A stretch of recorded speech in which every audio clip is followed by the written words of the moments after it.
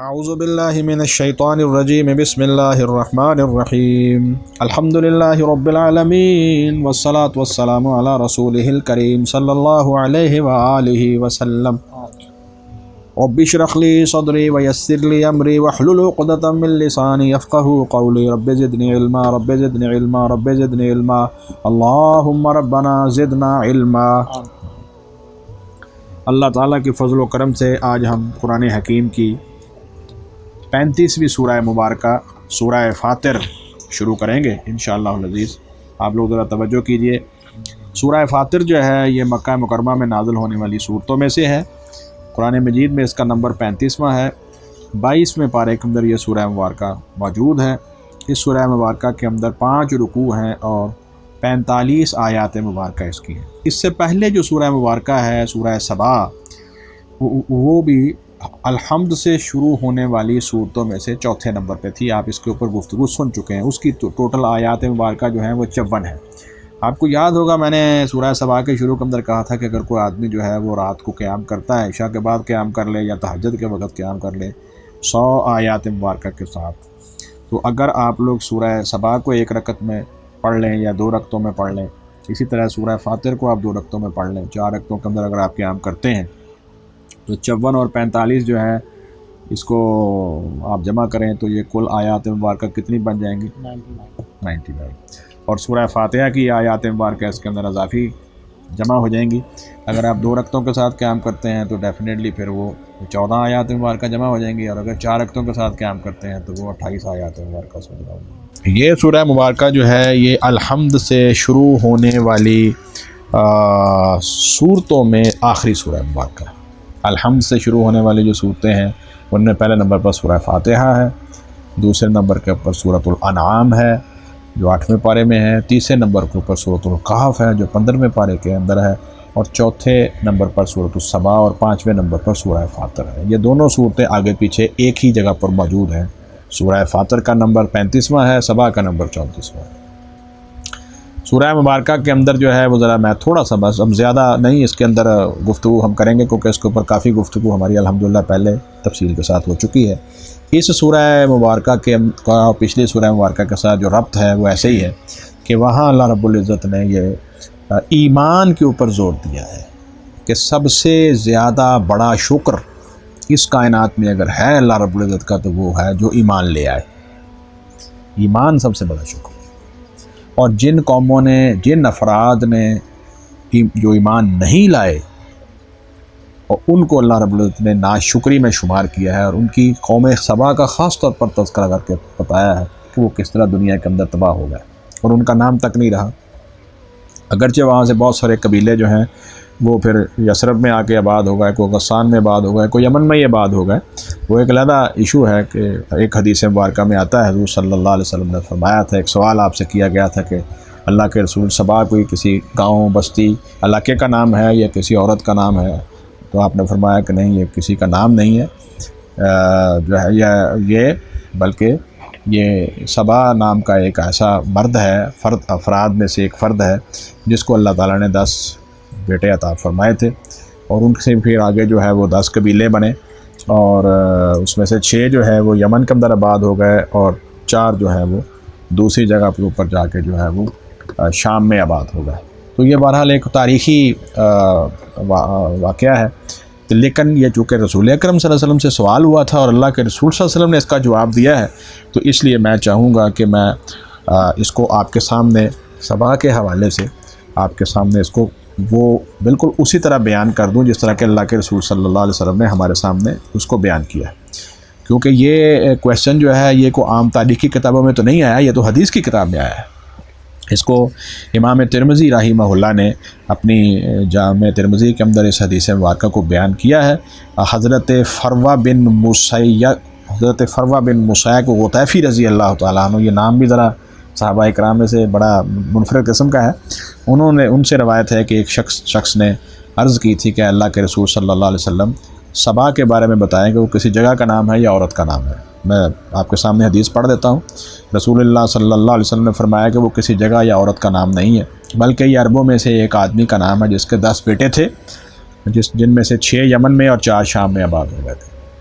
شام میں آباد ہونے والے جو قبیلے تھے ان کے نام آپ نے بتائے ہیں، لخم و جزام و غسان و عاملۃ، یہ 4 ہیں، ایک لخم، ایک جزام، ایک عاملہ اور ایک غسان۔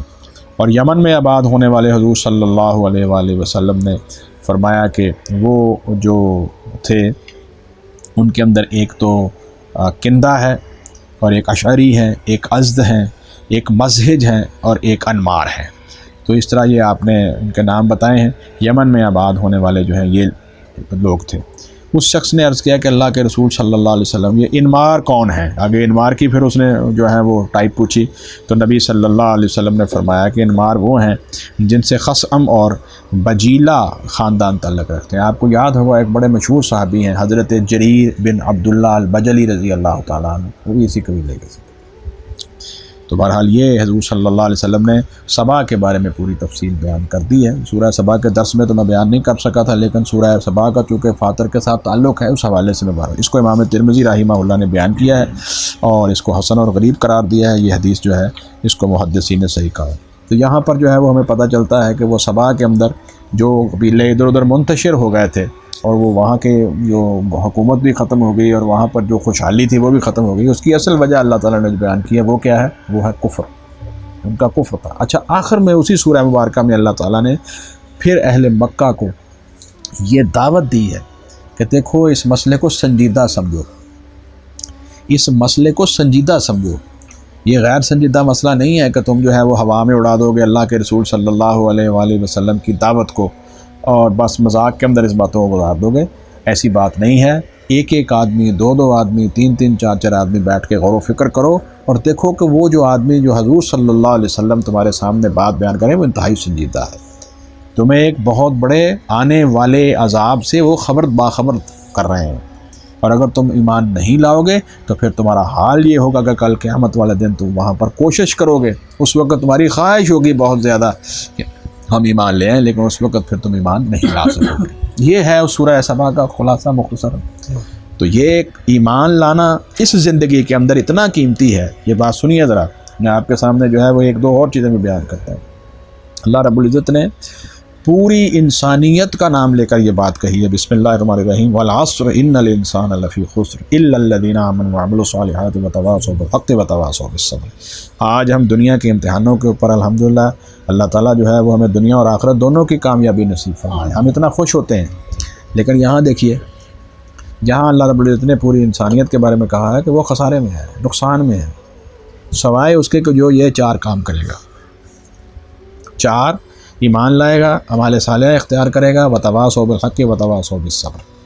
اس کا مطلب یہ ہے کہ ہر شخص، اس میں کسی مسلمان اور غیر مسلم کی کوئی تفریق نہیں۔ اللہ تعالیٰ نے یہ نہیں کہا کہ یہ مسلمانوں کے لیے، ہر انسان کے لیے یہ ضروری ہے کہ وہ اس کے اوپر انتہائی سنجیدگی سے سوچے، اس کے لیے اپنے بارے میں سوچے، اپنے بھی بچوں کے بارے میں سوچے، اپنے والدین کے بارے میں سوچے، اپنے قریبی رشتہ داروں کے بارے میں سوچے، اپنے قریبی ہمسایوں کے بارے میں سوچے، قریب اور دوست کے دوستوں کے بارے میں سوچے، قریب اور دور کے مسلمانوں کے بارے میں سوچے، پوری انسانیت کے بارے میں سوچے کہ ایمان اتنی جو ہے اہم چیز ہے، اور اگر یہ وقت ہاتھ سے گزر گیا تو پھر یہ دوبارہ ہاتھ میں نہیں آئے گا۔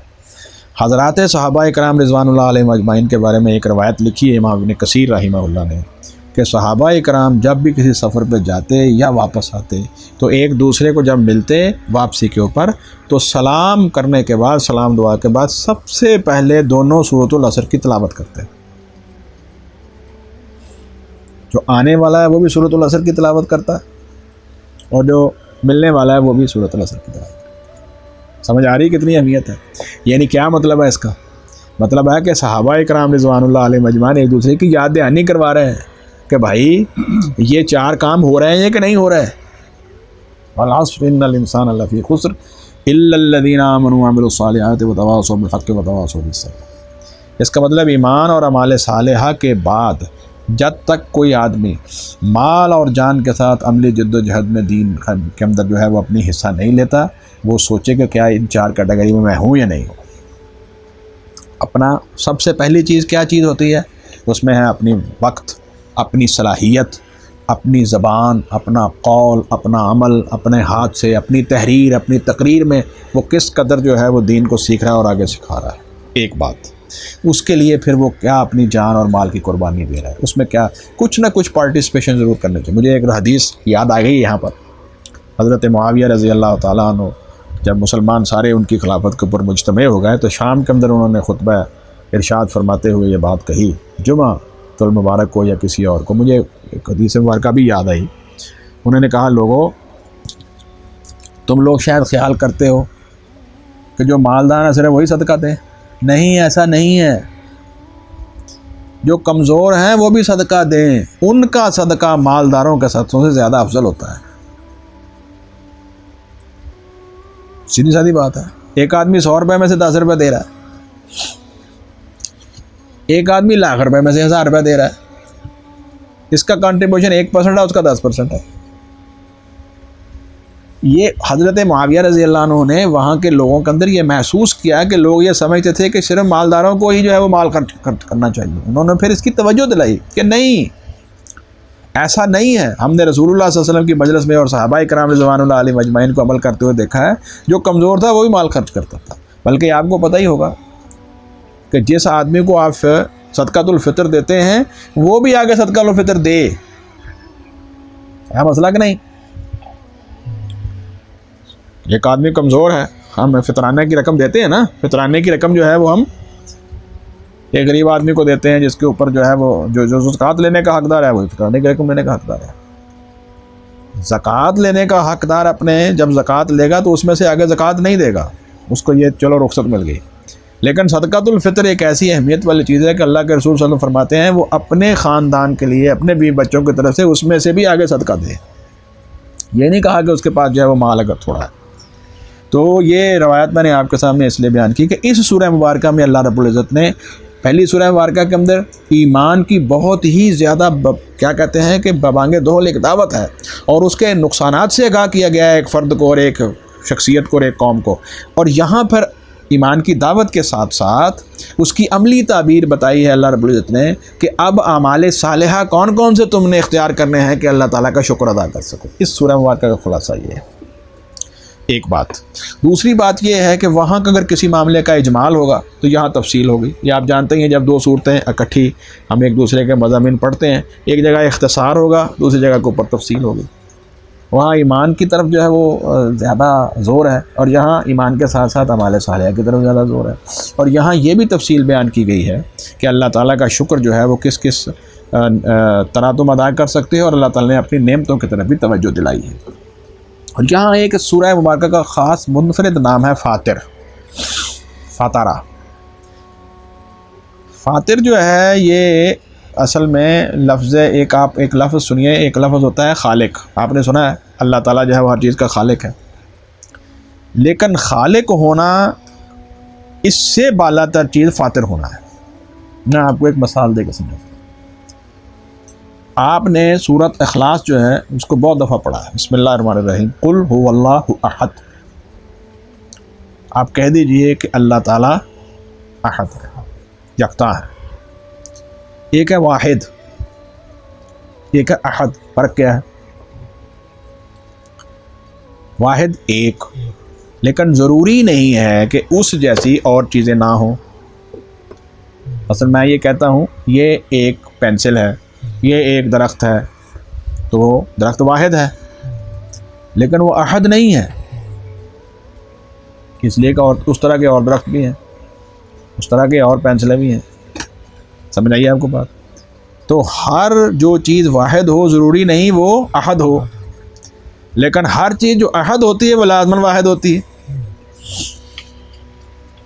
اللہ رب العزت کی ذات احد ہیں، واحد تو ہیں ہی ہیں، لیکن ساتھ ساتھ یکتا ہیں، ان جیسا کوئی نہیں ہے۔ لا مثل لہ ولا مثیل لہ، لا ند لہ ولا ضد لہ۔ اللہ تعالیٰ ہمارے مولانا عبدالغفور صاحب کو بریک رحمت کرے۔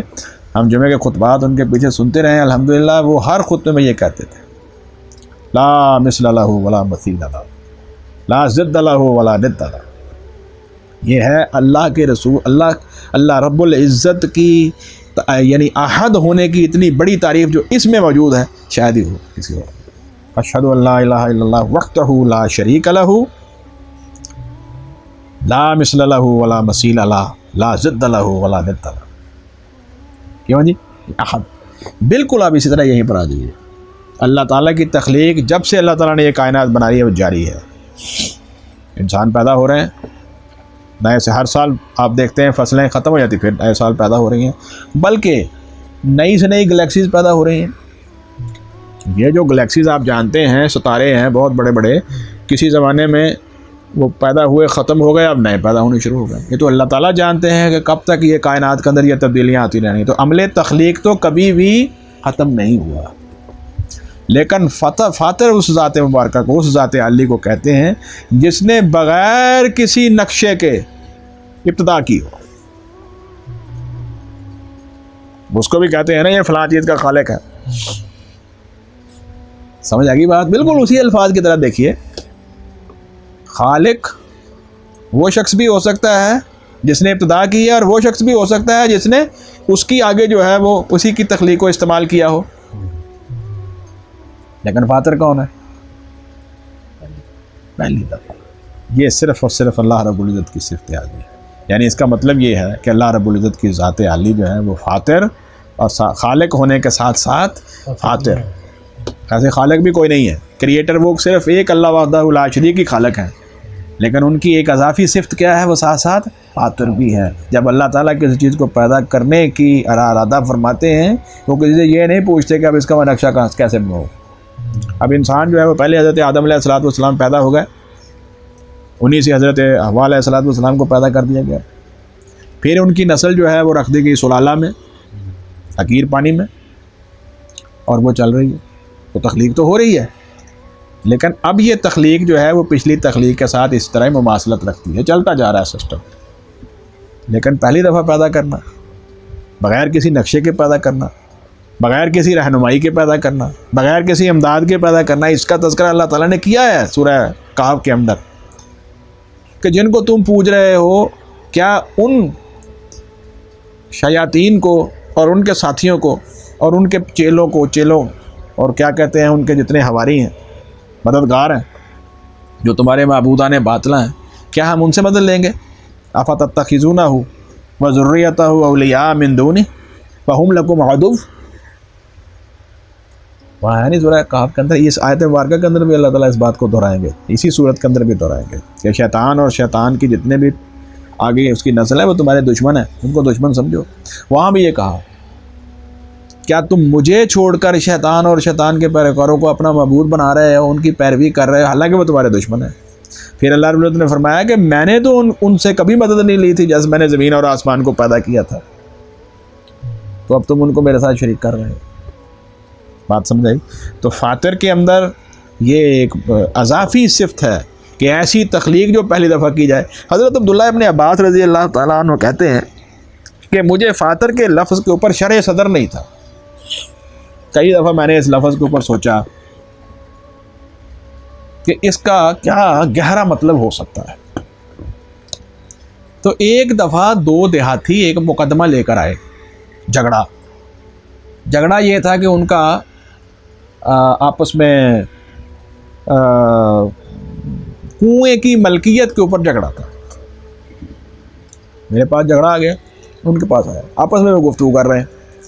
ہر ایک کا دعویٰ تھا نا یہ کنواں میرا ہے، کنواں دوسرا کہہ رہا تھا میرا کنواں. ان دیہاتیوں میں سے ایک نے کہا انا فطرتہ، میں نے اس کو کھودا ہے، میں نے اس کی ابتدا کی ہے، تو اس لیے ملکیت میری بنتی ہے. تو اس کے اس لفظ فاتر استعمال کرنے سے مجھے پتا چلا کہ اصل اس کا معنی کیا ہے. عربی میں، عربی زبان کے اندر یعنی مجھے فاترہ کا مطلب اس دن پورے شرح صدر ہوا. عبداللہ ابن عباس مفسر قرآن نے یہ بات کی. تو عام لینگویج کے اندر جو ہے وہ انہوں نے کہا کہ وہ لفظ جب استعمال ہوا، بیرون جو ہے وہ عربی زبان میں کیا مذکر ہوتا ہے کہ مؤنث ہوتا ہے؟ میرے خیال مذکر ہی ہوتا ہے. بیرون چلیں مؤنث ہے، چلیے اگر مؤنث سمائی ہے تو پھر انا فطرتہ کیا ہے، اس نے اس طرح کہا ہوگا. اب مجھے یہ ہے وہ ہاں نا، انا فطرتہ چلے وہ نہیں ہوگا پھر ہاں ہوگا. یعنی بیرون جو ہے وہ اگر مؤنث ہے تو پھر اس نے کہا انا فطرتہ، یعنی میں نے ہی اس کو کھودا ہے، میں نے اس کی ابتدا کی ہے. تو ان کو سمجھ آ گئی. بالکل اسی طرح جیسے حضرت عمر رضی اللہ عنہ نے سورۃ الانعام کے درس میں آپ کو یاد ہوگا ایک واقعہ آیا تھا.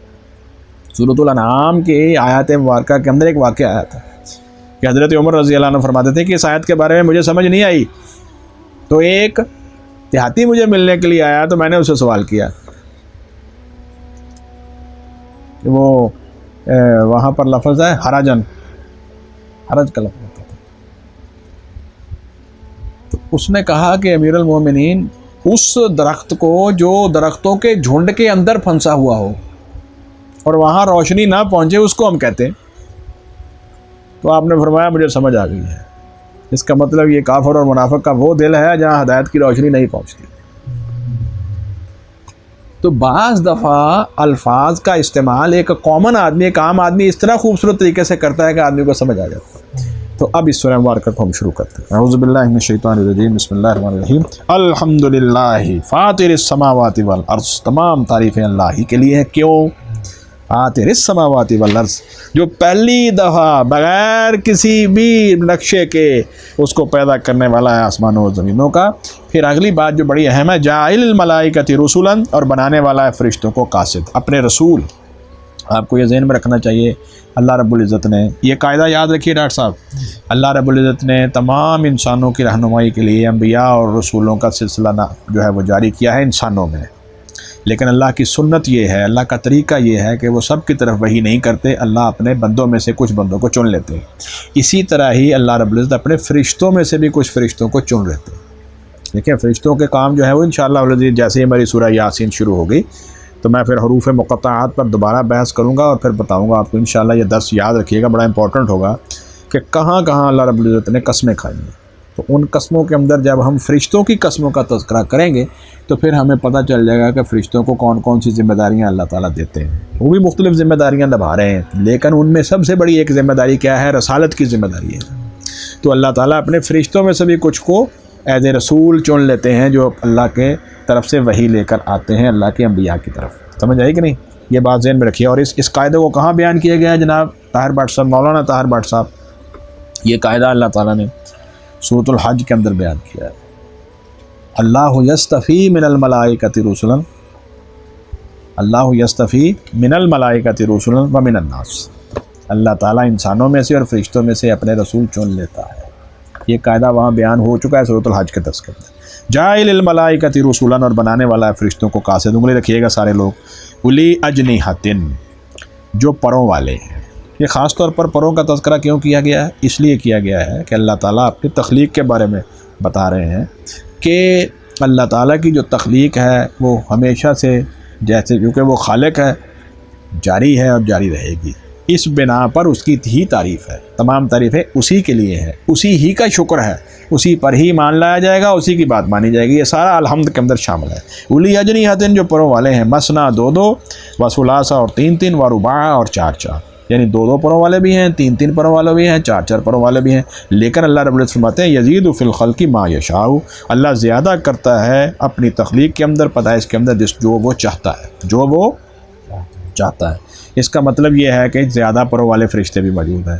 اور ایک حدیث مبارکہ کے اندر حضور صلی اللہ علیہ وسلم نے بھی بیان فرمایا ہے کہ میں نے حضرت جبریل علیہ السلام کو سدرۃ المنتہا کے پاس دو دفعہ اپنے حضرت جبریل علیہ السلام کو اصل شکل میں دیکھا ہے۔ ویسے تو جبریل علیہ السلام حضرت دحیہ کلبی رضی اللہ عنہ کی شکل میں بھی آ جاتے تھے، ویسے جبریل علیہ السلام جو ہے وہ ایک انصاری صحابی رضی اللہ عنہ ان کی شکل میں بھی آ جاتے تھے، اور حضرت جبریل علیہ السلام ایسی شکل میں بھی آئے ہیں کہ صحابہ کو پہچان ہی نہیں سکے، آخری دنوں میں، یاد ہے آپ کو؟ وہ بھی ہے۔ اور حضرت جبریل علیہ السلام بعض اوقات ایسے بھی آتے تھے کہ نظر ہی نہیں آتے تھے، کیونکہ حضور صلی اللہ علیہ وسلم نے کہا کہ عائشہ یہ جبریل ہیں، یہ تمہیں سلام کہہ رہے ہیں۔ تو حضرت عائشہ رضی اللہ عنہ نے کہا یا رسول اللہ، آپ جن مخلوقات کو دیکھتے ہیں ہم ان کو نہیں دیکھ سکتے، یہ کہ نہیں؟ یعنی حضرت عائشہ رضی اللہ عنہ کے فضائل میں یہ بھی ہے کہ جبریل علیہ السلام نے ان کو سلام کہا، ان کو نظر نہیں آئے۔ جبکہ حضرت حضور صلی اللہ علیہ وسلم غالباً جب بنو قریظہ کی طرف جا رہے تھے تو کسی نے کہا کہ حضرت دحیہ کلبی رضی اللہ عنہ کو دیکھا ہے، تو آپ نے فرمایا وہ جبریل تھے، تو ان کی شکل میں بھی آتے تھے۔ ایک انصاری صحابی رضی اللہ عنہ کی شکل میں آتے تھے، بڑے مشہور صحابی ہیں، میرے ذہن میں نام نہیں آ رہا، اور اس طرح بھی آتے تھے جبریل علیہ السلام کی بات کا اکثر اوقات نظر نہیں آتے تھے، لیکن دو دفعہ اللہ کے رسول صلی اللہ علیہ وسلم نے ان کو اصل شکل میں دیکھا ہے۔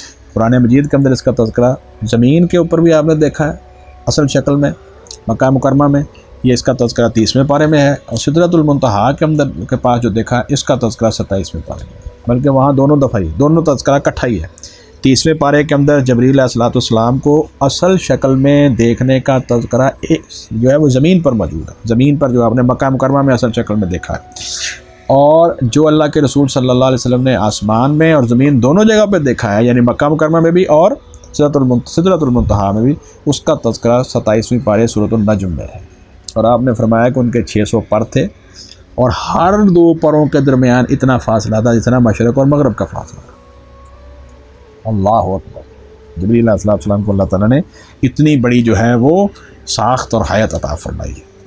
ان کے 600 پر تھے۔ یزید فی الخلق ما یشاء ان اللہ علی کل شیء قدیر، بے شک اللہ جو ہے وہ ہر چیز پر خوب قادر ہے۔ ما یفتح اللہ للناس من رحمت، اب ذرا یاد رکھیے اس آیت مبارکہ کو آپ نے پچھلی آیت مبارکہ کے ساتھ جوڑنا ہے۔ دیکھیے قرآن مجید کی ایک آیت مبارکہ دوسری آیت مبارکہ کے ساتھ گہرا ربط رکھتی ہے، اس اصول کو ذہن میں رکھیے، یہ اصول ذہن میں رکھیے۔ قرآن مجید کی تعلیم میں یہ بات کئی دفعہ ہماری گزر چکی ہے کہ ایک آیت مبارکہ دوسری کے ساتھ بڑا گہرا ربط رکھتی ہے، اسی طرح ایک صورت دوسری صورت کے ساتھ گہرا ربط رکھتی ہے۔ تو یہ جو رحمت ہے اس کا تذکرہ پھر اس کو پچھلی آیت کے ساتھ جوڑیں تو کیا ہوگا؟ تو یہ ہے اصل میں نبوت اور رسالت۔ اللہ تعالیٰ نے انسانوں کے اوپر جو بے شمار نعمتیں کی ہیں، ان میں سب سے افضل اور سب سے بہترین نعمت جو کی ہے وہ ہدایت کا بندوبست کیا۔ اس کے لیے پہلے فرشتوں میں سے رسول چنے ہیں، پھر انسانوں میں سے رسول چنے ہیں، اور اے اہل مکہ تم تو خوش قسمت ہو، تمہاری طرف تو حضرت محمد الرسول اللہ صلی اللہ علیہ وسلم جیسے پیغمبر بھیجے گئے ہیں، جو آخری نبی اور رسول ہیں، جو خاتم النبیین والمرسلین ہیں، جو رحمت للعالمین ہیں، جو سید الاولین والآخرین ہیں، جو امام الانبیاء والمرسلین ہیں، تو آپ کی طرف سے ان کا انتخاب کیا گیا۔ ما یفتح اللہ للناس من رحمت، جو کچھ اللہ کھول دے لوگوں کے لیے اپنی رحمت سے، فلا ممسک لہا، تو نہیں کوئی بند کرنے والا اسے۔